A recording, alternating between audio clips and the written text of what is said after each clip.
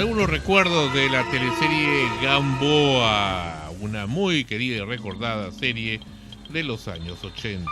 Este fue sí, pues, el primer capítulo, también con la actuación del muy querido Jaime Lertora, que hemos tenido acá, y Lourdes Bernison, en la Casa Dazo, que todavía existe parte de la Casa Dazo en Barranco. Recuerdo mucho porque a 2 cuadras quedaba pues la Casa Parodi, ¿no? Donde eran los estudios de Sol Frecuencia Primera, donde empezó todo este sueño ya por 1976. Y en aquella época, 1984 precisamente, que grabaron este episodio, La Herencia, el primer episodio de Gamboa. Hay una persecución, ¿no?, que hace por las calles de Barranco, justamente por donde quedaba la Casa Parodi, ¿no? Y yo no estuve ese día, pero me comentaban, me decían, uy, había un tiroteo, etcétera. Pensaban que era de verdad, ¿no? Porque como que no estábamos acostumbrados a series de este tipo. Y de repente me dice, y lo vi a Eduardo Chese con una pistola diciendo plan, saliendo su cuerpo del carro, ¿no? Entonces ahí me di cuenta que era una filmación, en realidad, ¿no? Pero bueno, vale el recuerdo. Y justamente Antonio Arrué formó parte de la primera temporada de este gran elenco de la teleserie Gamboa, y también a Antonio Arrué se le conoce por una diversidad de películas, de series, de obras teatrales, y vamos a estar conversando con él y le damos la más cordial bienvenida. Después, como lo dije al comienzo del programa, después de 30 años después, Antonio Arrué regresa a Sol Frecuencia Primera, tu casa, querido Antonio. A ti te trajo a los estudios de Sol Frecuencia cuando estábamos en Radio La Crónica. No recuerdo ahorita el nombre de nuestra compañera de ese entonces, pero fue una de las integrantes del staff que parece que era amiga tuya, y nos trajo pues tu presencia muy grata, por cierto, acá en la radio. Bienvenido, Antonio, acá a Sol Frecuencia Primera. Bueno, en primer lugar, se me escucha, ¿no? Perfectamente. En primer lugar, muchísimas gracias por la invitación. Muy agradecido. Aparte de eso, muy emocionado, porque cuando tú ves una serie que tuvo mucho éxito, en la cual tú participaste, te emociona mucho, ¿no? Y sobre todo ahora que recibí la noticia de golpe, Eduardo, sí, con el que estuve hace más o menos 1 año y medio, donde tuve el honor de darle un reconocimiento, un premio que le hicieron en una escuela de actuación, oratoria. Y bueno, la primera etapa de Gamboa tuvo 2 etapas. En la primera etapa era Jorge García Bustamante y Ramón García, ¿no? Y Eduardo Cheste. Uh-huh. Después, eso más o menos fueron como 11 o 12 capítulos. De ahí vino una segunda parte con la misma tónica, con el mismo formato, ¿no? Donde ya participé, entre yo, reemplazando al teniente Bustamante, que lo hacía Jorge Bustamante, que te digo que no recuerdo el nombre del personaje. Y Ramón García, que participó justamente en uno de los capítulos, 1 o 2, y de ahí entró Víctor Prada. Y de ahí ya nos quedamos hasta el final de la serie. Hicimos más o menos como 14 o 15 capítulos, de ahí se cortó Gamboa, como se cortan las grandes cosas buenas que se ha hecho acá en el país. Irónico, ¿no? Sí, perdóname, disculpa que te interrumpa. Volvió como novela. Ya tengo el nombre de la persona que era, fue Rosario Aguirre. Charito Aguirre. Rosario Aguirre fue quien te invitó al programa en aquella ocasión. Acá tengo el... ¿Qué es de su vida? Bueno, no la veo. Tampoco lo sé.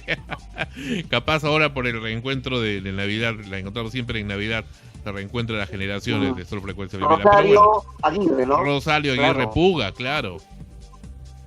Pero bueno, cuéntame. Y de ahí vino la verdadera segunda parte de Gamboa, que ya fue con una tónica de novela, con Javier Rival, que era el hermano de María Cristina Rival, con otro muchacho más que había venido de Miami, que no recuerdo su nombre.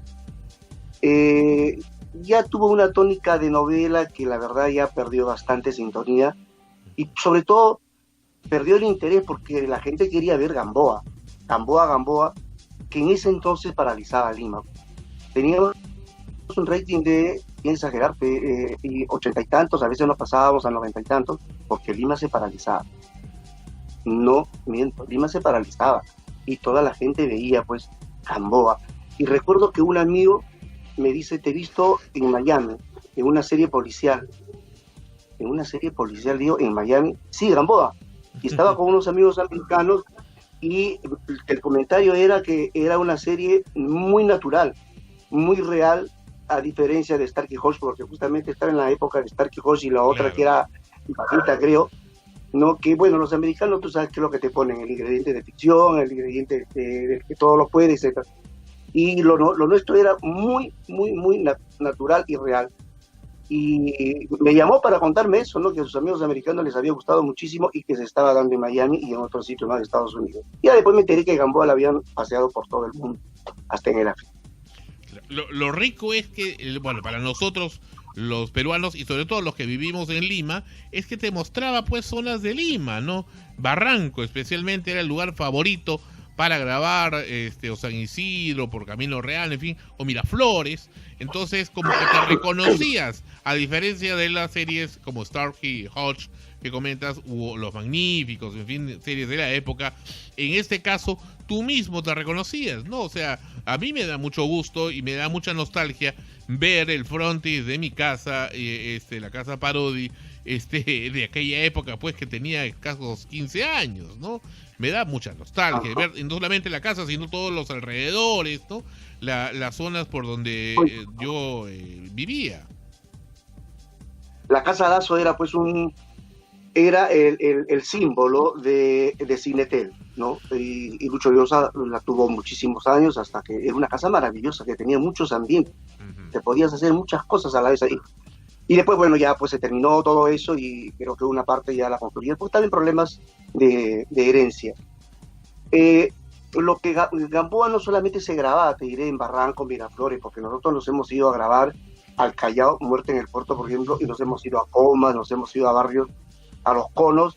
Entonces mostrabas la Lima en todo su aspecto, la Lima en todos sus sectores sociales y políticos, básicamente sociales, ¿no?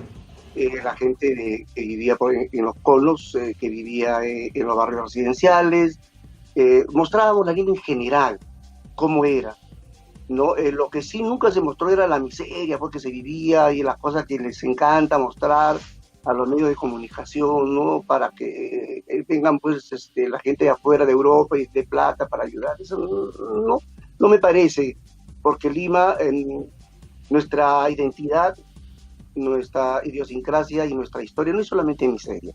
Tenemos cosas maravillosas, sobre todo en literatura. Y la historia que tenemos, yo sueño con hacer algún día una película sobre Pachacuti, por decirlo, sobre Manco Inca, o sobre Tupac Yupanqui, que se fue hasta la Polinesia, y donde acá ya se corría olas 600 años después de Cristo como una cosa ya religiosa, pero antes de Cristo, como 1000 años, era como una cosa como pescar, como los caballitos de Totora, pero no eran los caballitos de Totora. En Hawái se empezó a correr olas 1600 años después de Cristo, cuando nosotros ya habíamos, ya se corría olas acá como deporte. El hombre bala, hay unos guajos que es el hombre bala que hacía como una totora, como un tronco, como una bala, y se amarraban ahí y se metían y corrían las olas con eso. Ese trabajo le costó a un primo mío 25 años. Elaborar un libro y comprobar científicamente eso. Pero eso no enseñan en los colegios. Por eso es que los muchachos pierden identidad. Y yo veo películas coreanas, veo películas hindúes, veo películas africanas, que no es Hollywood, el cine independiente americano también, y me quedo sorprendido la temática que plantean, los temas sociales que plantean, y de pasadita muestran su realidad, como es su idiosincrasia y también su turismo, porque el audiovisual es eso, una película tú muestras tu realidad, un problema X, que haces el argumento, enfocas los problemas que hay, todo con solución o la solución colgada para que tú interpretes el final, pero a la vez, cuando tú enfocas paisajes, calles, el mar, tan maravillosa que es nuestra geografía, estás haciendo indirectamente tu historia. Dime, Antonio, y me parece realmente formidable y sorprendente lo que me estás comentando, pero yendo al tema de Gamboa, a mí me dio mucha pena y a muchos amigos y colegas también, porque no sé si lo pensaste, o quizá lo pensó don Eduardo Cesti, que en paz descanse ya. Había como que la idea, me hubiera gustado que hubieran hecho una especie de, actualmente con toda la gran tecnología que hay, de continuación de Gamboa, como que le entregue el legado a alguien más, porque de alguna manera Gamboa era el héroe, pues, ¿no? Igual que su equipo, Gamboa y su equipo era el héroe, y hacía quedar, levantaba pues la imagen de la Policía Nacional, hoy que es tan necesario.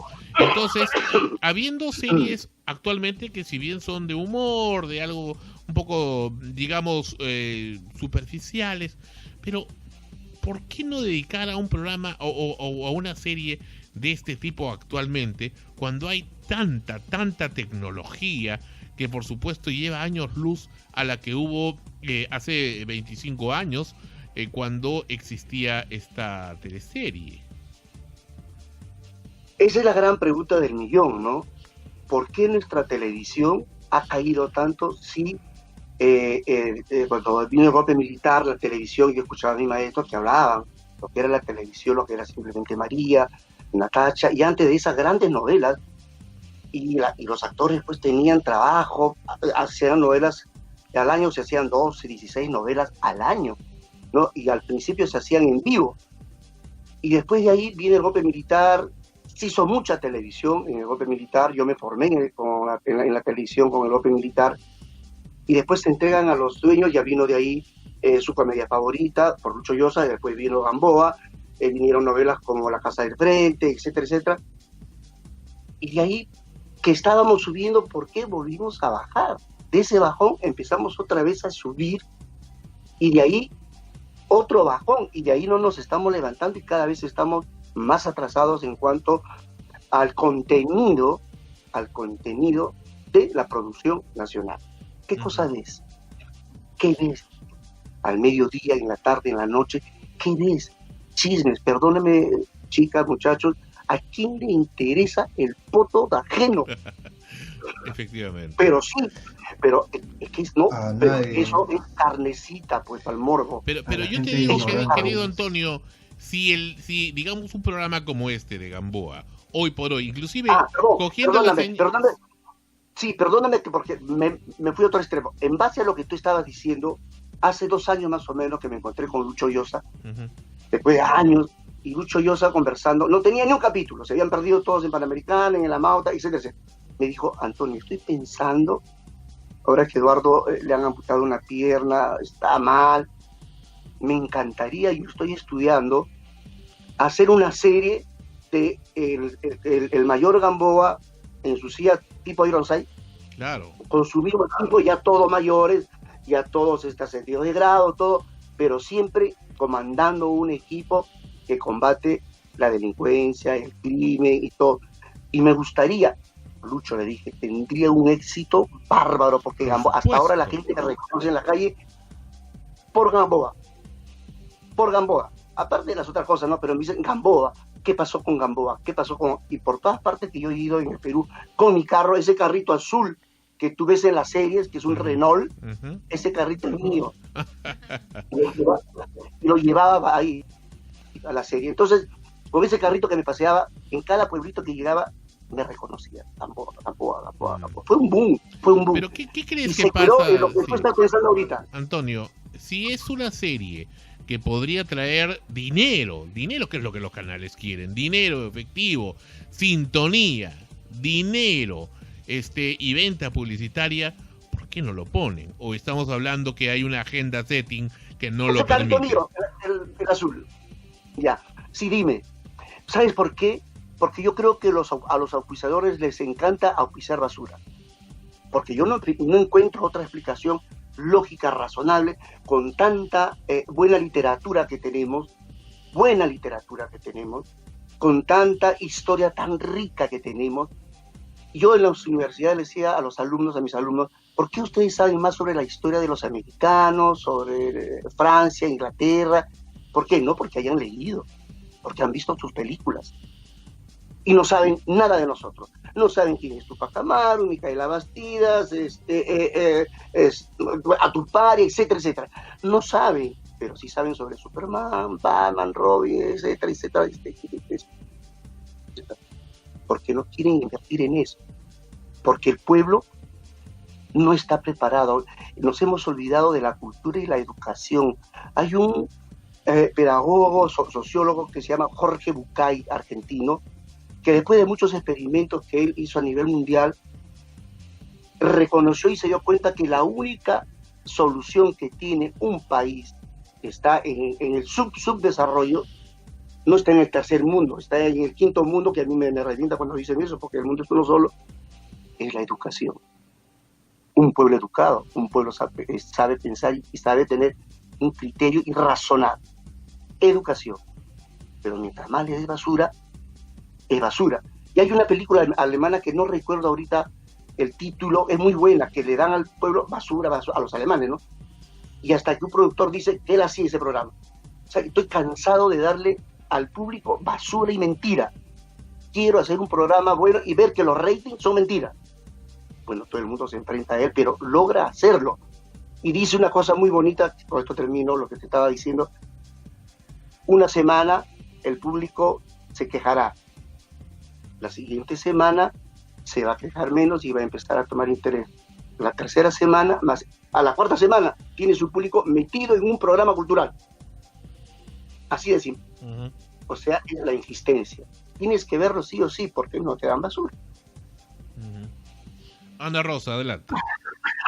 Hola Antonio, qué gusto tenerte acá en el programa. Precisamente estos temas que has tocado, justo antes de la entrevista se venían a mi mente muchas de estas cosas, ¿no? Esos altibajos que ha tenido la producción de ficción en la televisión peruana, de épocas en las cuales se va creciendo y de pronto se detiene todo. Y baja y nuevamente aparecen picos y nuevamente baja y estamos en esa situación. Incluso actualmente prácticamente es solo un canal el que hace ficciones para televisión y los demás canales no lo hacen. Entonces te pones a pensar en eso, ¿no? Aparentemente hay más producción de televisión peruana, pero en realidad es ínfima en comparación a otros países, a otras realidades donde la producción es continua y no solo en un medio, sino en varios medios, compiten entre ellos precisamente con sus producciones, y esa competencia hace que de alguna u otra manera también se mejoren los contenidos, ¿no? Para poder captar la audiencia del público. Acá eso se ha limitado, se está hasta cierto punto concentrando en un solo grupo, ¿no? Que no está mal tampoco porque al menos están haciendo, pero es cierto, ¿no? El tema sí, no creo. Dime. Que no, sí está mal, es el mismo formato. Eso sí, definitivamente. Formato. O sea, a lo que digo que podría estar bien es el hecho de que se haga, en pocas palabras, ¿no? Que no se haga nada. Pero los actores trabajan. Ese es el tema. Los actores tienen trabajo. Ese es el tema, ¿no? Te hablo de actores, y actrices. Claro, ese es el tema, ¿no? O sea, hay algunos actores que están como para cumplir en la producción y el resto no, Entonces, es más, la gente misma ve las producciones y critica y se dan cuenta de que si está bien trabajado o mal trabajado, pero pareciera que no les importara. Y mencionaste también algo muy importante, ¿no? Muchos de los medios, de las producciones televisivas, siempre tienen el argumento de que el rating los apoya, entre comillas, que la gente es lo que quiere ver. Pero sí es cierto lo que tú dices. Si tú haces una producción diferente, con mayor contenido, así no esté acostumbrado el público a ver eso, se va a ir acostumbrando poco a poco. Un ejemplo es estas nuevas plataformas que están saliendo tipo Netflix, donde puedes ver producción de otros países, y la gente está acostumbrándose a ver que hay otras formas de hacer televisión, de hacer cine, de hacer ficción. Y puede que eso nos ayude hasta cierto punto de que la gente comience a criticar más, a ver el nivel de producción que se está dando, ¿no? Lamentablemente también es una pregunta que todos nos hacemos: ¿por qué no se invierte más y mejor en contenidos para una producción? ¿Por qué seguimos así? Yo siento que es una cuestión meramente política que escapa a nuestras manos, una cuestión de hacer, mantener una ley. Ajá. Pero no se hace caso a la ley. Claro, de mantener a un público en esa situación para poder ser más manipulable, para poder manejarlo mejor, y las consecuencias las estamos viendo con el tipo de políticos que tenemos en el poder, ¿no? Que ahora los sacamos, los ponemos, los sacamos, los ponemos porque no encontramos el idóneo, ¿no? Así es. ¿Tú crees que estos muchachitos que han muerto se pueden llamar héroes de la democracia y del bicentenario? No, pues. No, eso es un crimen. ¿Tú crees que está bien que pinten la bandera en lugar de rojo y blanco, negro, blanco y negro? No, pues. No es un símbolo patrio con el vandalismo que ha habido. Es que piensan que tenemos medio dedo de frente y hay que tener un cuarto de dedo de frente para darte cuenta que es una manipulación para que el pueblo siga embrutecido y lo puedan manipular como se les dé la gana. O sea, eso para mí es aberrante. Y no sé, yo si soy dueño de una fábrica, y me identifico con mi realidad, con mi historia tan rica, yo no oficiaría programas como eso. No oficiaría. Muy bien. Cristian Navarro, adelante. Sí, buenas noches, señor Rue. Hola, ¿qué tal? Antonio, nada más, señor está en los cielos. Dígame, ¿cómo ha sido si nos puede contar esos momentos de grabación, anécdotas en esta serie espectacular Gamboa? Y en La Tacha también, y muchas otras más, y películas. Gamboa. Tengo tantas anécdotas de Gamboa, tengo hasta cicatrices tengo de Gamboa, porque nos entregábamos a la serie. Yo pienso que el actor tiene que enamorarse de su personaje. Si el actor no se enamora de su personaje, no es un actor bueno. Se lo hace con pasión, lo vive. Sí, o sea, tienes que enamorarte, aunque tu personaje... mira, yo hice un personaje en la novela Nino que no me gustaba, era un periodista medio tonto, ¿no? Y yo le decía al libretista, ¿sabes qué? Los diálogos son, no sé, las escenas son medias... No quiero decirte más, ¿sabes qué? No me gusta, ponme más cositas y todo. No sé, la historia es así. Segunda vez me respondió igual, no sé, ve tú, pues la historia es así, y me escribía cosas peores, ¿no? Entonces yo dije, qué idiota, pero si yo mismo digo, tú tienes que enamorarte de tu personaje. El personaje feo, voy a buscarle el lado bonito. Así de simple, y empecé a amarlo, a quererlo. Y de las pocas palabritas que tenía, de los pocos diálogos, los hacía con pasión, con cariño. Y ya no pudo hacer otra cosa que ponerme buenos diálogos, pues. Así. Entonces tienes que enamorarte de tu personaje. Si tú no te enamoras de tu personaje, no. Tienes que quererlo.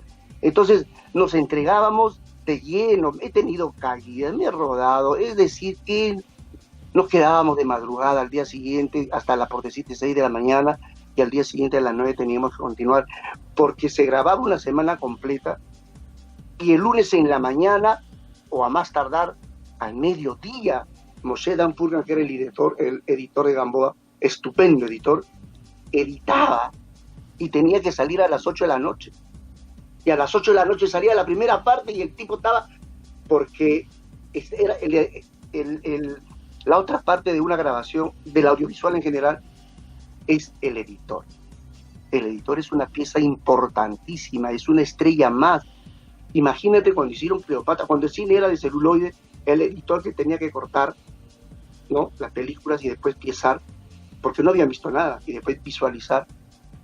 Y después tú veías unas producciones, decías, ¿cómo han hecho eso? Y el editor, ¿cómo editaba? Eran unos capos, ¿no? Y ahora con la nueva tecnología es más fácil, ¿no es cierto? Pero en ese entonces que hacíamos Gamboa, que todavía era en carrete, Moshe pues se volvía loco, y tenía que hacerlo porque el capítulo tenía que salir, sí, O sí, porque el público ya estaba en su casa esperando a Gamboa. Claro. Sí, me acuerdo. Y yo, la verdad, yo he visto a Gamboa cuando pasaba una sola vez, y de repente en Estados Unidos, este año, un amigo, no es amigo, yo digo amigo porque, bueno, resulta que era mi hincha y todo, y me dice, ¿te gustaría un capítulo de Gamboa? Porque yo puse hace años, alguien tiene un capítulo de Gamboa, por favor, man, porque no hay, se perdió Gamboa. Y me mandó Jóvenes Delincuentes, me mandó Muerte en el Puerto, me mandó Rush, Sabor a Rush, 4 capítulos hermosos, pero en Muerte en el Puerto me fascinó muchísimo porque yo me había olvidado de una escena maravillosa que tuve con mi maestro, los dos, un diálogo de los dos, con mi maestro, don Luis Álvarez, que tengo que sacar ese pedacito para ponerlo en un sitio especial. Maravilloso. Después, bueno, con Natacha fue la primera vez que hice un personaje antagónico, y lo pensé mucho, lo consulté incluso con amigos, y mi amigo Ernesto Cabrejos me dijo, y Sergio Arrao, te están dando la gran oportunidad de tu vida de demostrar que tú eres actor. Porque el antagónico es el antagónico. El galán es el galán. El galán es el galán. O sea, diga lo que diga, es el galán. Pasa así. El antagónico, la gente no se olvida del antagónico cuando lo hace bien. ¿Quién se olvida de Vlado Rado en el antagónico que hizo justamente en Natacha? Nadie. Siempre se acordaban de él. Entonces, esos son personajes. Ahí demuestras que eres actor, pues está cambiando. Es el galán de toda la vida, o es un actor así que hace un papel bonito, hacen mal. Y respondí, dije que sí, a Gracio de Ángelo, el director argentino-venezolano, que aceptaba. Fue un reto, me costó mucho, y me enamoré muchísimo del personaje. Creo que me enamoré demasiado por esta sangre, sudor y lágrimas. La primera, el último verano me costó mi casa, así de simple, me costó mi casa, porque los artistas somos así, somos apasionados, no nos entiende la gente, nos entendemos nosotros mismos, nada más. Perdí mi casa y la perdí, y el Estado, que y cuando tú postulas a la DAFO, las postulaciones, los concursos, ya tú sabes cómo son, no quiero hablar de eso. Entonces, fui a París justamente con esta película y me encuentro con un gran amigo, cineasta famosísimo en el mundo entero, jurado de Cannes, Berlín, del Goya, San Sebastián, es decir, ¿sabes qué? En Estados Unidos, famoso, Jorge Reyes. Jorge Reyes, que hizo muchas películas, hizo La familia Orozco, hizo La Avenida de las Américas cuando derrocaron a Allende, hizo Desaparecido de un periodista, historias reales, que efectivamente lo desaparecieron en Chile, porque era reportero americano. Hizo muchas cosas. En YouTube busqué la cámara vetada de Jorge Rey. Censurada. La cámara censurada de Jorge Rey Pentafilms. Un día antes había muerto él. Al día siguiente muere Eduardo Chest. Y los dos eran grandes amigos. Grandes amigos. Y este amigo Jorge Reyes, un cineasta famoso, desperdiciado acá en el Perú, porque vino al Perú a hacer cosas y se encontró con que el Perú era argolleros, no les interesaba hacer un buen cine, se regresó a Francia, y ahí murió. Y al día siguiente muere Eduardo Chest. Bueno, cosas de la vida. Ahora sí, Jorge Carvajal, adelante. Bueno, no sé, Antonio. Me quedó una duda con lo que justamente comentabas, ¿no? Acerca de este cambio que debería hacer. ¿Tú tienes alguna propuesta justamente con respecto a no solo la producción, sino en tema general, o algo que, digamos, la población o los jóvenes actualmente pudieran hacer para dar este cambio en la cultura? Tengo 18 argumentos. 18 argumentos basados en la vida real, o sea, en las cosas que veo en mi sociedad, y creo historias. Lo que no sé es escribir guiones. Mi proyecto, por ejemplo, este último, que estoy 5 años luchando para financiarlo, porque obviamente ya te dije que con mi primera película perdí mi casa, la vendí, y cuando me hicieron la liquidación en Star Films, la liquidación me cobraron hasta el boleto de la combi, y me quedé debiéndoles, que me dijeron, ya no importa, ya olvídate. Así de simple. Entonces, es un thriller psicológico que se llama Tess, basado en hechos reales también. que ya obviamente tú tomas el tronquito de un hecho real y le pones pues la rama, las hojas, las flores, etcétera, etcétera, ¿no? Pero la raíz del espíritu está ahí en el argumento. Y estoy justamente en eso. Después tengo hasta argumentos hasta de unos gatitos, porque adoro a los animales. Justamente mi hijo Felino está viviendo allá, se llama Silvestre, que he llegado a entenderlos, y tengo historias de ellos, pero verdaderas, que no me vas a creer si yo te cuento muchas cosas de ellos. Yo sí las entiendo y he llegado a entenderlo. Después tengo cosas de la calle, a la gente que le pasa. Tengo hasta una comedia, una serie para una comedia, una policial, otra que es una comedia muy bonita, simpática, de lo que hacer ese enfrentamiento que hay entre la gente de la clase alta y la gente pobre, media, que no tiene tanta cultura, que no se pueden ver, pero cuando hay un problema se juntan y recurren siempre a la curandera, pues, ¿no? A la que lee las etcétera, etcétera. Esas cositas tan bonitas que al final el ser humano es el ser humano y siempre se busca cuando tiene una necesidad y agacha la cabeza cuando sabe de que esa persona que la humilla sabe más que tú en este punto. Daniel Almeida, con ustedes. Tengo muchas más. Muy buenas noches. Buenas noches, Hola. Antonio. Yo tengo una pregunta, más que pregunta, una curiosidad. Se dice mucho que pertenecer al mundo actoral, al menos acá en Perú, es sumamente complicado. En todos estos años de carrera que tú has tenido actoral, ¿qué consideras que es lo más difícil que te ha tocado pasar en toda tu carrera? Yo he tenido suerte y he tenido talento, creo yo. Una vez Ernesto Cabrejo me dijo, oye, ¿sabes qué? Déjate de hablar de suerte, de que... No, tú di, yo soy un actor talentoso y valgo tanto.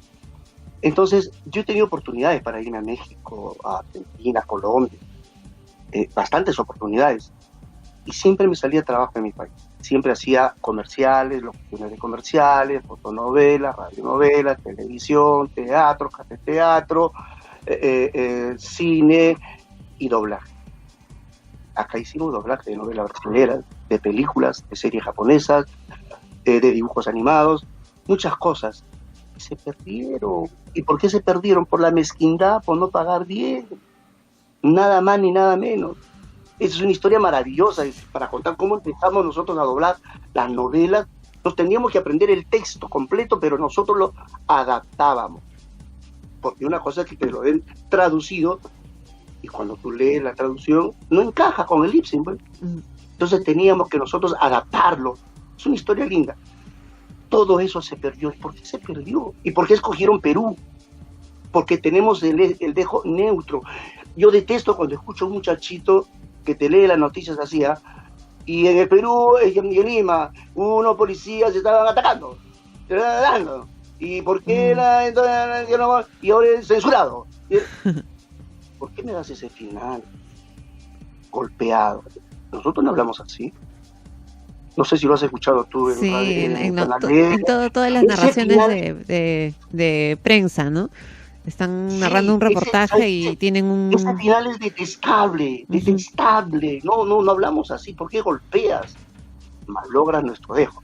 Entonces, ¿qué hicieron los brasileños? Como se cambiaba mucho, porque no pagaban bien, y nos sacaban la mugre. Yo afortunadamente doblaba a los personajes principales porque no sé cómo descubrieron que era muy hábil. Yo no sabía que era tan hábil para doblar.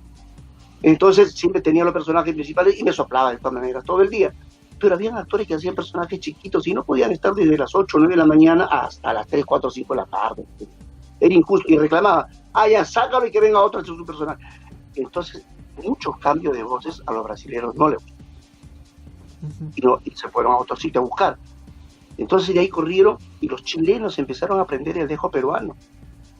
Los argentinos, Gustavo Magdalena se fue a Buenos Aires a enseñar el dejo limeño, el dejo peruano que era neutro. ¿Y cómo escogieron al Perú? Que esta es una cosa maravillosa. Había un gringo grandazo, Emilio, con su colita y una areta acá, brasilero, que siempre venía y conversábamos con él. Y un día le dijimos, Emilio, ¿por qué escogieron el Perú? Si el doblaje de las novelas usted lo hacía en México. Y él nos dijo por una razón bien simple, estábamos cansados del dejo mexicano. cansado. Entonces me dieron el encargo de recorrer los países y llevar una novela para que se doble en todos estos países y le ponga un número. Hice eso, después de haber eso nos reunimos en el directorio, nadie sabía el número del cassette a qué país pertenecía. Y vieron todos, ¿tá? Y todos dijeron el 5, cosa curiosa, ¿no? El 5. El otro, a ver, no, el 5 otra vez, el 5. Nos quedamos con el 5. Unánime la decisión de O Globo. ¿De quién es el número 5? Perú. Y vinieron a Panamericana Televisión. Hicieron el canje, en esa época fue la novela Señorita Flor, el canje de las novelas que se pasaba acá sin pagarle a ellos y se hacía el doblaje. Pero ellos les estaban pagando por el doblaje. Ellos cobraban por los auspiciadores. Entonces nos pagaban muy poco. Y de ahí vino Alan García con sus maravillosas ideas y nos implantó el INTI. De la noche a la mañana, pues, nuestro sol no era nada. O sea, ya no ganábamos nada. Fue un caos terrible, que nos hubiésemos podido quedar tranquilamente hasta ahora, doblando novelas, películas y todo, de cualquier parte del mundo como es en Miami. Pero así somos los peruanos. Digamos que esas son las partes más difíciles. Los comerciales, porque yo he hecho doblaje de comerciales para Bolivia, Colombia, Ecuador, para acá, de voz y la imagen también. Ahora ya no escuchas voces peruanas en los comerciales, escuchas voces chilenas, argentinas, que más o menos acomodaditas al dejo peruano a raíz de lo que ya conté anterior. Diego, quiere hacer también una pregunta. Muy buenas noches, Antonio, ¿qué tal? ¿Cómo estás? ¿Cómo estás, Diego? Bien. Quisiera hacer una pregunta acerca de la serie de Gamboa. Lo estuve viendo hace un par de días, ¿no? El capítulo de La Herencia, y ese capítulo tiene muchas referencias a películas estadounidenses, tales como Contacto en Francia, Scarface, y entre otras. Y me comenzó a gustar porque a mí me gustan el tipo policíaco, series policíacas, películas policíacas. Y le pregunto, debido a que usted como actor, ¿tuvo alguna escena favorita durante ese episodio o en la serie de Gamboa que le fascinó? ¿Un momento, una escena memorable?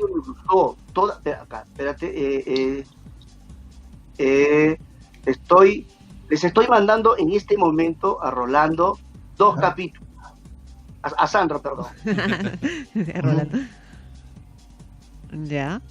Te los mandé, te los acabo de mandar. Después te voy a mandar 2 más. Para que veas a don Luis Álvarez, mi maestro, actuando. Me gustó la serie, me encantó, porque venía, ya era la televisión comercial, la gente empezaba a reconocerte en la calle, a Eduardo, a mí, teníamos que, nos tenían que esa cosa es bonita, no tanto como en Estados Unidos, pero tenían que cuidarnos porque se nos aventaban, pues, ¿no? Las chicas, la gente en general, ¿no? Y porque hacíamos nuestro trabajo, lo hacíamos con amor, lo hacíamos con cariño, nos entregábamos, por más que nos amanecíamos. El actor tiene una cosa que nuestros maestros nos enseñaron, nos habla esa menos. Todos los actores, por favor, el artista en general, sí, acá estamos viendo todos los problemas que tiene, todos sus problemitas, porque todos tenemos problemas, lo meten en un salto, lo amarran bien bonito y me lo dejan en la puerta del teatro. Ahí está, mi maestro, lo dejan en el teatro, porque acá en el teatro el actor tiene que venir a los ensayos sin problema. ¿Para qué? Para que te concentres en tu personaje. Y no me traigas a los amiguitos, a las amiguitas, porque no me gusta, porque eso te distrae. O sea, una disciplina férrea. Y nos decía, el actor tiene una disciplina más férrea que la de un militar. El militar se enferma y el relevo, ¿no? El actor no. El actor tiene que, la función continúa, así de simple. Y bueno, pues amábamos nuestra profesión, queríamos. Y porque la serie tenía tanto éxito y decíamos, y acá van a venir más. No vinieron. ahí las escenas pues con el reconocido primer y maestro, ya fallecido Luis Álvarez, ¿no? Recordado también por muchas películas como Roca Rey, La ciudad y los perros, ¿no? Más recientemente. Yo me formé con maestros buenos, con actores con cultura, con disciplina, que amaban su profesión, y no pues como lo que es ahora. Hay que recordar que Luis Álvarez, para los que no conocen, él grabó en la época de los años 70 para el gobierno militar un disco muy memorable, clásico, ¿no? Hizo Vive el Perú Carajo, efectivamente, ¿no? Un clásico, ¿no? Maravilloso, ¿no? Con la guitarra de Óscar Avilés. Con la guitarra de Óscar Avilés, así es. Y bueno, y entre una infinidad de participaciones teatrales, cinematográficas, televisivas de el ya desaparecido actor, murió en 1995, gran actor Luis Álvarez, con quien te vemos acá actuando pues en Gamboa, en ese capítulo, ¿no? Que se hizo en el Callao. Por lo que veo, Red Global lo retransmitió, ¿no? Ahora, me dicen que los capítulos de Gamboa... No. Eso que dice Red es un canal que no es Red Global, es un canal que está, no sé, este amigo tiene eso, creo que tiene varias cosas peruanas también, que pone Red y es Red no sé qué, pero no es Red Global. Ya, yo sabía que Global sí lo retransmitió en su momento, y Panamericana creo que sí tiene los capítulos, porque en algunas ocasiones lo vi que lo retransmitían en horas de la madrugada, ¿no? Claro, sí. Te digo, lo transmitieron tantas veces y vino el conflicto, esos conflictos estúpidos que hay para mí, de los hermanos Delgado Parque, que bueno, murió Héctor, Manuel no se llevaba bien con Genaro, entonces Genaro, no sé qué líos tuvieron, entonces vinieron los Shur, que compraron la parte de Genaro, se unieron con Manuel y destrozaron el Amaut. En el Amaut estaba todo el material, y dentro de ese material estaba la serie completa de Gamboa. Como cuando en la época de los militares hacíamos un programa a colores, te estoy hablando del año 76, hicimos con Víctor Prada y Eduardo Solari un programita que se llamaba Papelito y Escobilla, que era un muchacho que ilustraba botas, una chica que vendía periódicos, Marina no sé cuánto, que era cantante, y nos metíamos como el hígado de Juan al cuerpo de un ser humano, ¿no? Y veíamos lo mal que tenía, unos diálogos muy colores. Nunca lo transmitieron, mi querido amigo. Nunca lo transmitieron, y fue el primer programa a color. ¿Cómo se borró? Porque grababa uno encima de todas esas cintas. Cuentos hispanoamericanos con don Carlos Barrios Porras. Fui a preguntar también por eso, no existía, habían grabado sobre eso. Nuestros héroes de la guerra del Pacífico. Hay unos capítulos que se hablan como Yangamos, la batalla de Arica y Tarapacá, porque lo pasan en los colegios y sobre todo en los institutos armados. Pero los 12 capítulos que se hizo del año 79, el primer año de la guerra, no están. Y eso se hizo con el INTE, una coproducción del INTE, porque el Ministerio de Cultura tenía un convenio con, el Ministerio de Educación tenía un canal, que era el Instituto Nacional de Cultura, el Instituto Nacional de Televisión Educativo, una cosa de eso. Bueno, Instituto Nacional de Teleeducación, INTE. De teleeducación, ¿no es cierto? Hicimos muchas cosas, cuentos peruanos, hicimos varias cosas. Pero sobre todo, lo más grande que se hizo fue Nuestros héroes de la guerra del Pacífico, que fue cine para televisión, dirigido por don Carlos Barrios Porras. Fue la primera vez que se hizo cine para televisión, mis queridos amigos. Cine para... ¿Dónde están esos capítulos? Los demás, borrado porque han grabado en cine. Y en YouTube están la batalla de Arica, la batalla de Tarapacá y Angamos, nada más hay.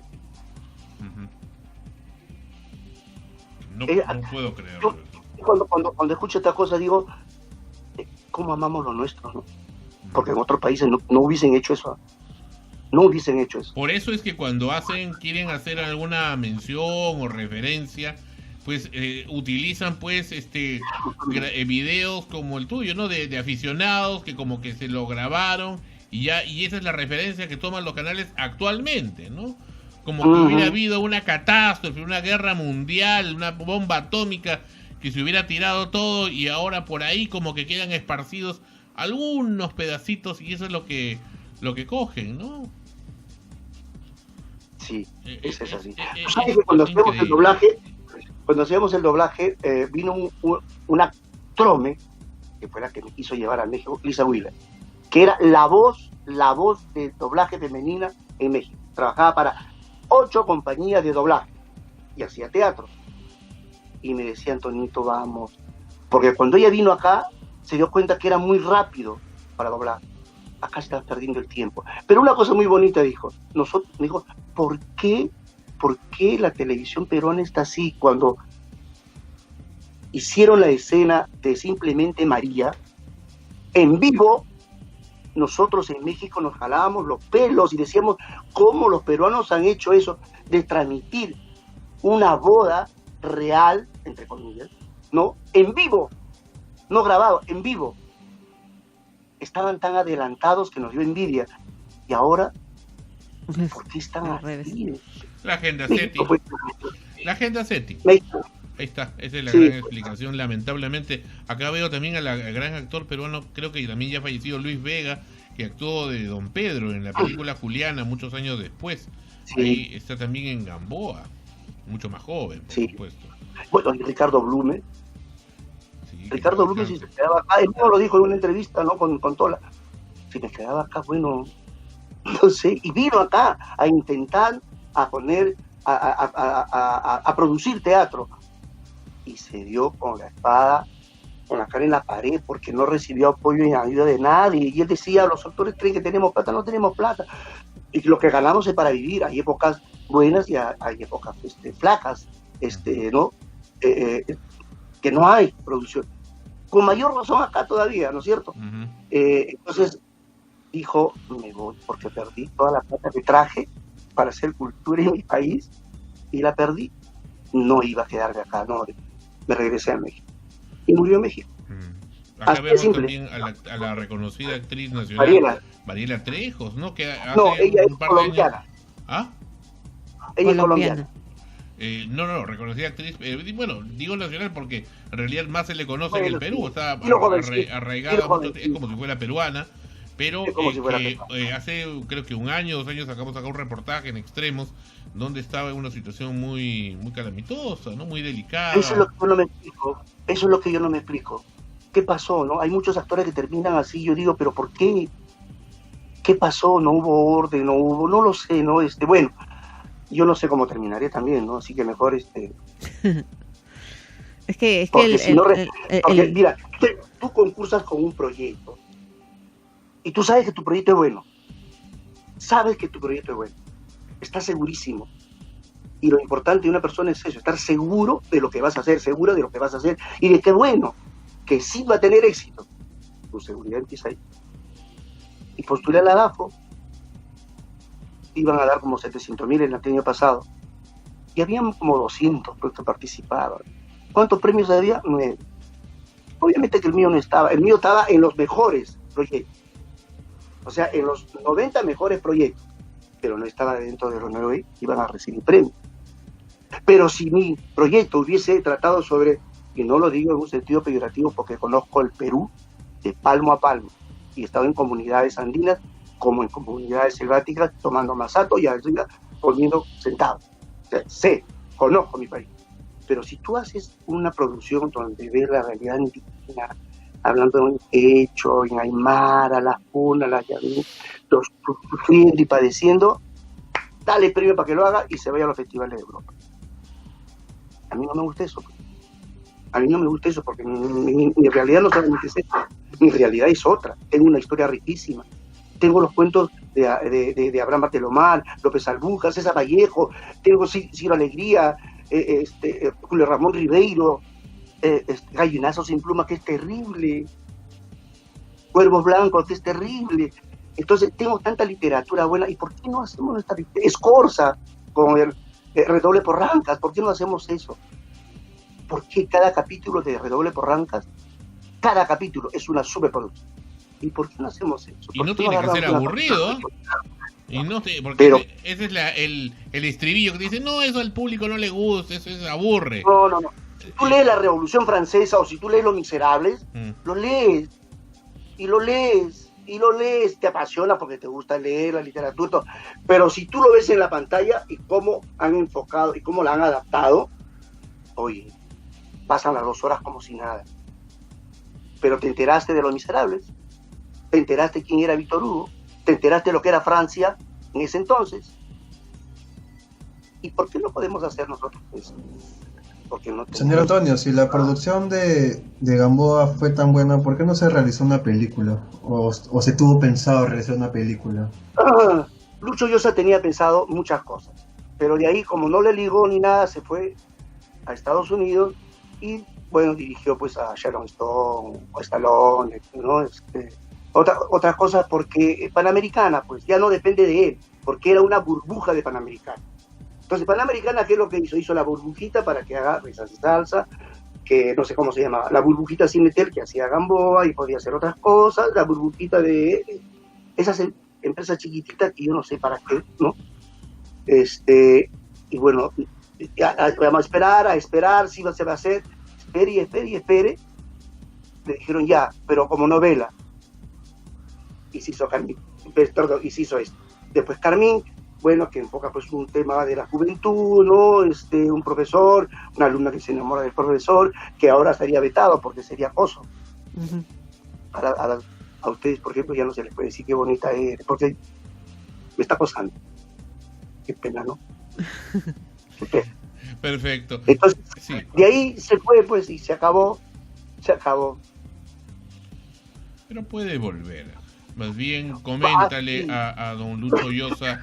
Creo que cuando las personas están vivas, mira, una idea, a ver si nace, porque siempre acá en Extremos nacen cosas. Y no es por nada, y estamos finalizando el año, este año realmente extravagante, podremos decir, el 2020, y lleno de sorpresas. Y digo siempre, las mayores sorpresas están al final, en diciembre. ¿Y por qué no hacer una continuación de Gamboa con el personaje de Gamboa, digamos, medio en la sombra, ya como una especie de como Los Ángeles de Charlie, que se vea solamente la sombra, un poco rememorando eso, y bueno, la presencia de los actores que todavía están vivos, y ya como asesorando a un nuevo elenco, ¿no? Y que al final se haga una especie de sucesión, ¿no? Como el hijo, ¿no? De Gamboa. Entonces, una cosa así que realmente mueva a las personas de base 3, base 4 y adelante, que se acuerdan de esto, y a las nuevas generaciones. Hoy por hoy mucha gente dice, ¿qué es eso? No conozco. Solamente saben de las series más actuales, ¿no? De acá a 5 años atrás. Y punto. Y el resto nunca existió. Y esa es también una de las cosas muy crueles, que es el tiempo, ¿no? El tiempo pasa y lo que hiciste, grande o pequeño que haya sido, es como si nunca lo hubieras hecho. El tiempo lo borra. Me acabas, ¿sabes qué? Yo escucho cosas y cuando me interesan, ahí mismo me vienen, sí, la idea y me vienen a pequeñísimos argumentos. Has dicho una cosa muy curiosa que me quedé pensando. Tú crees en las cosas paranormales, porque existen. Nadie puede decir que no existen. Las cosas paranormales existen. Entonces, cuando tú estabas diciendo una serie como que Gamboa y todo, y dije, ¿y si el personaje de Gamboa, ya está muerto, por supuesto, aparece, porque todos tenemos así, ¿no? Como un guardián, no lo sé, aparece paranormalmente, aconsejando en determinado crimen, etcétera, y no sé, eso se me ocurrió ahorita. O en la sombra también, ¿no? Una sombra, exactamente. Oculto, sombra. ¿no? Puede ser alguien que haga la voz y alguien que se le parezca, pero sale como una silueta, ¿no? Como el papá de Hamlet. Claro, como el fumador de X-Files, ¿no? Una cosa así. Pero que la idea es mantener un poco la tónica y la mística. Yo creo que eso es lo que falta. ¿Sabes lo que falta, querido Antonio, en esta sociedad?